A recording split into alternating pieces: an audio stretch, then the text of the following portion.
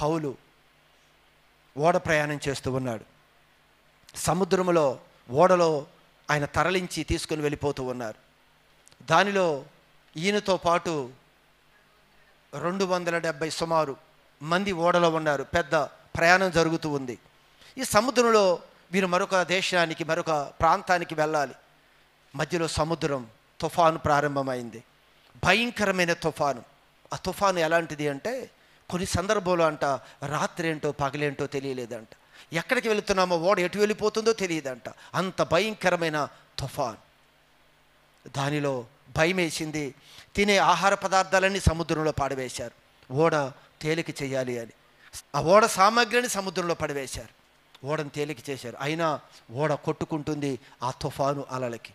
కొట్టుకుంటున్నప్పుడు ఏదో ఒక తీరానికి వస్తున్నారు, కొంచెం పర్వాలేదు అనుకుని మళ్ళీ సముద్రంలోకి వెళ్తారు, మళ్ళీ తుఫాను. ఇలా చేస్తూ చేస్తూ చేస్తూ వెళ్ళిపోతూ ఉండగా దేవుడు ఒకరోజు మాట్లాడాడు ఈ వ్యక్తితో, ఈ పౌలుతో. ఈ పౌలు కంట బ్రతుకుతాము ప్రాణములతో, ఒకసారి చదువుదాం, ప్రాణములతో తప్పించుకొందుము అను ఆశ, తప్పించుకొని ఒకవేళ క్షేమంగా ఒడ్డుకు చేరతాము అనే ఆశ బొత్తిగా పోయెను, పూర్తిగా పోయింది. అంత భయంకరమండి. మీరు ఆ పరిస్థితులు, ఈ ఓడ ప్రయాణం అనే పాట పాడుతూ ఉంటాం కదా. ఏం పాట అది? నా విశ్వాస ఓడయాత్ర అనే పాటలో కొన్ని వీడియో క్లిప్స్ చూపిస్తారు. ఆ సముద్రంలో ఆ ఓడ ఆ ఉప్పినలో ఎలా వెళ్తుందో మీరు చూడండి. అంటే ఆ భయంకరమైన పరిస్థితుల మధ్య ఇక బ్రతుకుతామనే ఆశ కోల్పోయారంట. అప్పుడు దేవుడు వారిని ధైర్యపరిచి, చదువుదాం. అప్పుడు పౌలు ధైర్యం తెచ్చుకొని నేను ఎవని వాడనో వాళ్ళందరితో చెప్తున్నాడు. ప్రభు మాట్లాడాడు ఈయనతో. ఇక ఇప్పుడు ఈయన బలపడ్డాడు. వీళ్ళు అందరితో చెప్తున్నాడు, నేను ఎవరు వాడినో, ఎవరిని నేను సేవిస్తున్నానో ఆ దేవుని దూత నేను ఎవరినైతే సేవిస్తున్నానో ఆ దేవుని యొక్క దూత గడిచిన రాత్రి నా యొద్ద నిలిచి పౌలా భయపడద్దు. పరిశుద్ధాత్మ ఆదరణ. భయపడిపోతున్న సమయంలో, కృంగిపోయిన సమయంలో, ఒంటరిగా నా జీవితం ఏంటి, నా మార్గం ఏంటి, నా గమ్యం ఏంటి అని భయపడిపోతున్నావేమో, భయపడద్దు.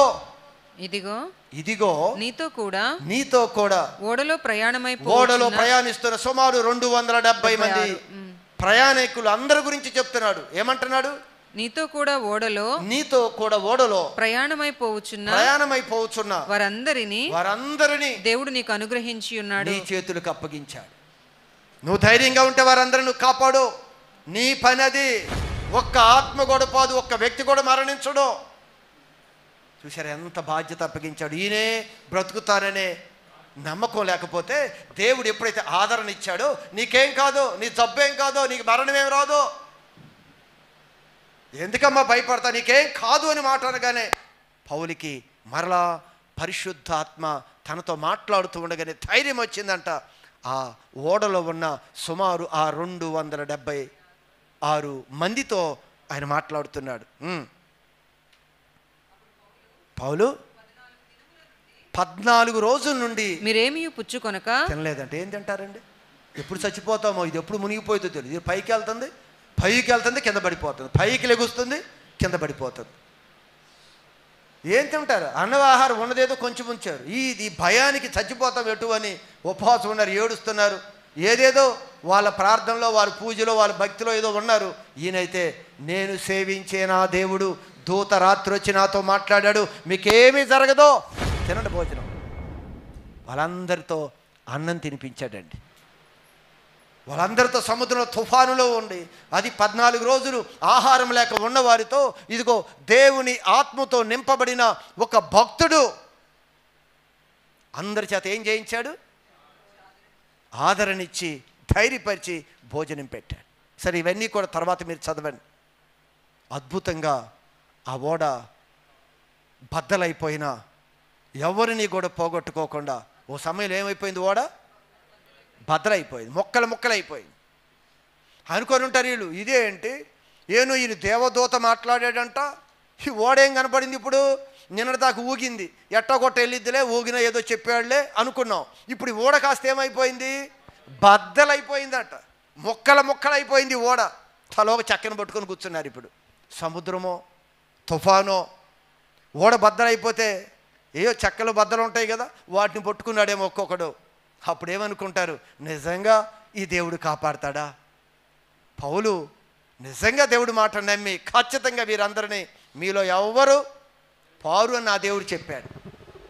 ఏంది 276 మంది, ఒక్కడు కూడా ఓడ బద్దలైతే చనిపోరు. నీ ఎంట్రుకలు ఒక్క ఎంట్రుక రాలదు, దేవుని చిత్తము లేనిది రాలదు. అంటే ఎంట్రుక గురించి అని కాదు, అలా ప్రతి చిన్నదానికి కూడా దేవుడు అంత జాగ్రత్తగా చూస్తాడు. విలువైన వారి కొరకు చూశాడు. అందరూ ఒక సమయంలో క్షేమంగా తీరానికి చేర్చబడ్డారు.